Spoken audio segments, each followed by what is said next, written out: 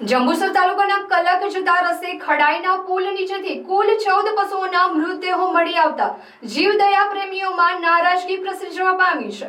મળી આવેલ પશુઓના મૃતદેહોમાં 12 વાછરડા અને 2 ગાયોનો સમાવેશ થાય છે. મૃત્યુ પામેલી ગાયો અને વાછરડા બીમાર હાલતમાં હતા. તેમને કોઈ દ્વારા સારવાર વગર બેદરકારીપૂર્વક ત્યજી દેવામાં આવ્યા હતા. ગૌરક્ષકોએ આ કૃત્યને ગંભીર બેદરકારી અને ગૌહત્યા સમાન ગણાવી જવાબદારો સામે કડક કાર્યવાહીની માંગ કરી છે. આ ઘટનાએ પશુ સંરક્ષણની વ્યવસ્થા પર સવાલો ઊભા કર્યા છે. મારું નામ ઋષિભાઈ રાવલ છે. છેલ્લા 10-12 વર્ષથી અમારી ટીમ ગૌ સેવાનું કામ કરે છે અને આજે આ ખરાઈના પુલ આગળ અમને જાણ મળી કે અહીં ગાયોની લાશો પડી છે, બચ્ચાઓની મૃતદેહો છે. તો અમે અહીં આવ્યા છે.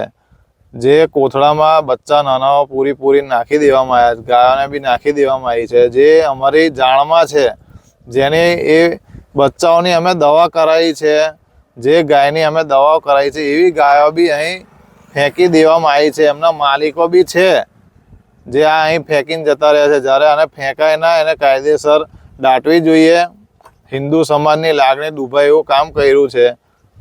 આ બાબતે તમે કોઈ રજૂઆત કરી છે પોલીસ સ્ટેશન કે? પોલીસ સ્ટેશન અમે બધા રાતે ગયેલા. આ વિષયની જાણ અમે લિખિતમાં કરી છે અને માલિકો પર કડક કાર્યવાહી થાય એવી અમારી બધાની માંગ છે.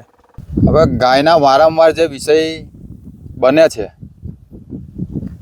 કમ્પ્લેનો આવે છે, ફોનો આવે છે કે ગાય માતાને આવું થયું, એની સેવા બી થાય છે. અમારા ગૌરક્ષકો તરફથી સેવા બી કરવામાં આવે છે. પણ ગાયોની સેવા કર્યા પછી ગાયોના માલિકને પરત સોંપવામાં આવે છે. ત્યાર પછી ગાયોના માલિક કોઈ કાળજી લેતા નહીં ને અમે ઓળખીએ છીએ કે આ ગાય અમે હોંપેલી છે ને એ ગાયની હાલત અત્યારે મૂળ હાલતમાં પડેલી છે.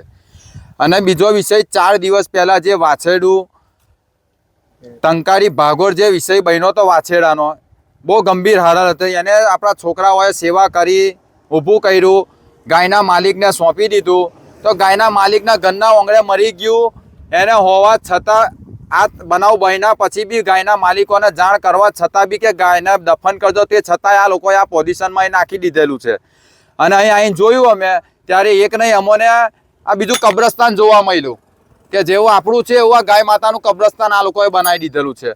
અને જે બી નેતાઓ જો ખરેખર ભલામણ કરવા જતા હોય તો હારા કોમે જાઓ, ખોટા કોમે સાથ ના હાલો. તમારા બેદરકારી, તમારા સપોર્ટના લીધે જ આ બધો બનાવ બને છે. એટલે આ બધો વિષય ધ્યાનમાં લેજો ને આની અમે કાયદેસર પગલાં લેવામાં આવશે. આ બાબતે માલધારી સમાજના આગેવાનો તમે રજૂઆત કરી હોય એવું? બધા જે અમારી પાસે મુદ્દા આવ્યા છે એની માલધારી સમાજની બી ગાયો હતી, એમને બી રજૂઆત કરી અને એ લોકો પાલવે જ છે, લઈ જ ગયા છે. ને આ બી વિષય એમનો જ છે અને આ બી વિષય એ માલિકને હોંપેલી છે ને એ જ માલિકે આ કૃત્ય કરેલું છે. અને આની પહેલાં આ જ માલિકને જ્યારે ગાય માતાનું એક્સિડન્ટ થયું હતું ત્યારે ગાય માતાની દવા કરવાના પૈસા બી અપાવડાયા હતા, પ્લસ કે માલિકે જાતે દાન બી કર્યું હતું પાંજરાપોળમાં પૈસાનું. અને એ જ માલિકે આ કૃત્ય કર્યું છે. હવે આની હોમે આનો જવાબદાર કોણ? મને એનો રજૂઆત કરી છે તમે? કઈ તંત્રમાં શું રજૂઆત કરી છે? પોલીસ સ્ટેશનમાં રાત્રે રજૂઆત કરી છે અને હજુ ઉપર રજૂઆત કરીશું. અમોને આનો ચુકાદો જોઈએ, ન્યાય જોવે અમોને. હવે નહીં ચચરે પણ ગાય માતાની આ દુર્દશા થશે ને તે ચચરશે. એટલે આ ફરી વિષય ના બને એનું ધ્યાન આપજો ને. આ તો થશે જ. આની જોડે કાયદેસર થશે. એટલે મહેરબાની કરીને કોઈ વચ્ચે આવશો ના, બાકી મજા નહીં આવે. ચાલો જઈએ ન્યૂ ભારત ઉત્સવ એક્સપો 2025 પર, જ્યાં આપણને મળશે ઘર સંસારની કોઈ પણ વસ્તુ ફક્ત 20 રૂપિયાથી શરૂ. દિવાળીની ખરીદી અમારી સાથે કરો. પૂર્વથી પશ્ચિમ, ઉત્તરથી દક્ષિણ સુધીની ભારતભરની તમામ કલાત્મક હેન્ડલૂમ, હેન્ડીક્રાફ્ટ સાથે ગૃહ ઉપયોગી વસ્તુઓનો ખજાનો એક જ જગ્યાએ. ખાદી શર્ટ અને કુર્તી, ફેન્સી ચપ્પલ અને જયપુરી મોજડી, ભદોઈ કાર્પેટ, સહારનપુરના ફર્નિચર, રમકડા તથા સ્ટેશનરી આઇટમ, જયપુરી કુર્તી અને ટોપ, લખનવી કુર્તી, કાશ્મીરી કુર્તી, કલકત્તા સાડી, કાનપુરની leather bag and belt, fancy jewellery, cosmetic, ખુરજાની પ્રખ્યાત crockery, gents shirt and T shirt, ખાણીપીણી માટે વિભિન્ન સ્ટોલ્સ, લાઈવ ટી શર્ટ અને મગ પ્રિન્ટિંગ. ટૂંક સમય માટે જ એન્ટ્રી અને પાર્કિંગ ફ્રી રહેશે. તો રાહ શાને જુઓ છો? એક મુલાકાત અવશ્ય કરો. સમય સવારે 10 થી રાત્રે 10 સુધી.